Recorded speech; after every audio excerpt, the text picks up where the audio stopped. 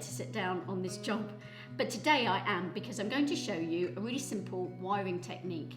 I think wiring is an essential part of floristry, so no matter what type of florist you are, I think it's quite important to understand wire and know the techniques that are useful for wiring flowers. Although we're trying to be quite natural, we're trying not to use too much wire anymore, there are some designs that wiring is essential for.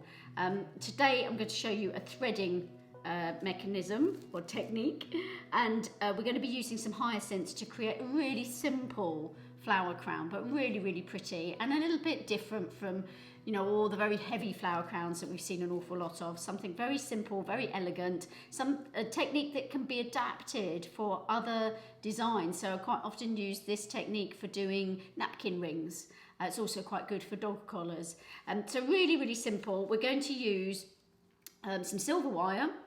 I don't use the binding wire that we would use for mossing, because it's, obviously you probably know, it's quite dirty, gets your hands quite dirty, and this is bridal work. We want this to be really clean.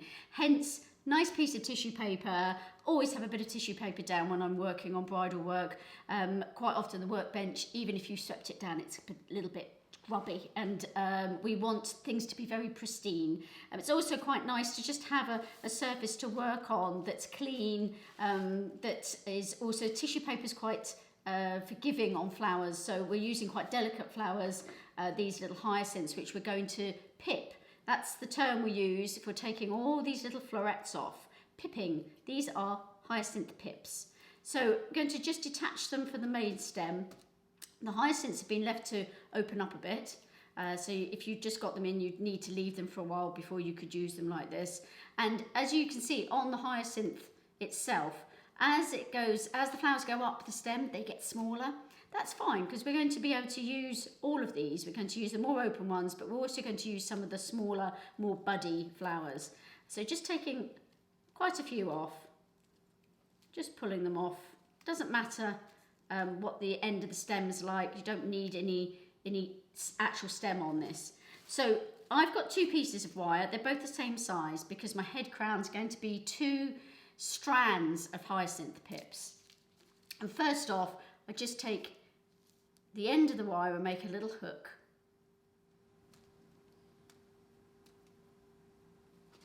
Now, the very first pip I'm going to choose is a small one, quite a buddy one, because I want the end of my crown to start with a bit of a bud. So I'm pushing the wire through until I get all the way up to where the hook is. And because it's hooked, when I pull it down, it's going to catch in that little pip and stop it from going anywhere. So it can't move, it's hooked on the end, a little bit like a fish.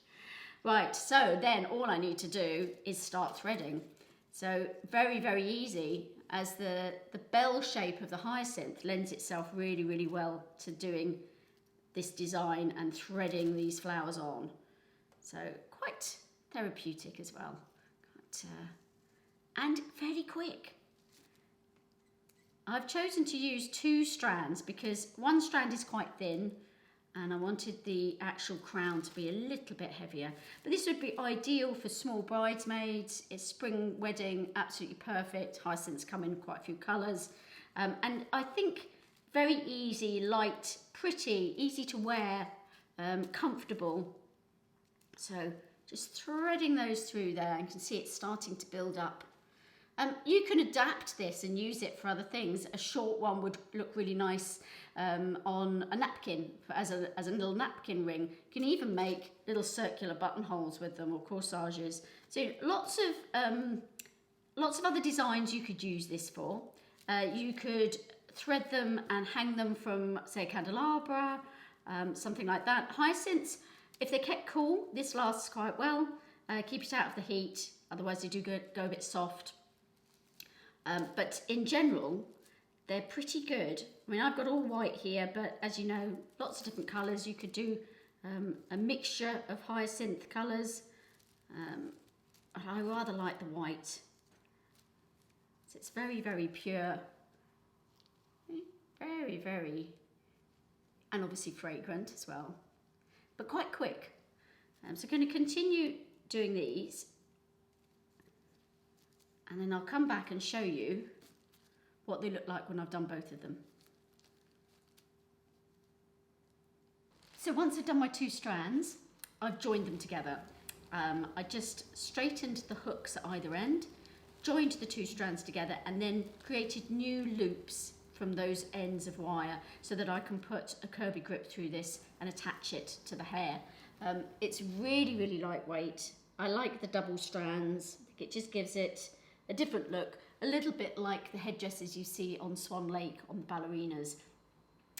This type of design is about knowledge. It's not about how many flowers you use to make it. I used about 2 stems of hyacinth, so it didn't take a lot of content. It didn't even take very long to make it, but it took knowledge to make it.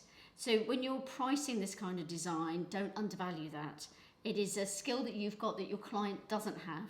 Therefore, anything that's wired, that has meant you've invested in learning a technique, needs to be priced accordingly. So I hope that's been really useful. I've got some more wiring techniques to come, ones that we're actually finding useful at the moment, because there are a lot that are probably a little bit dated, may well come back in the future, but I'll be looking at some techniques that are useful for today's designs.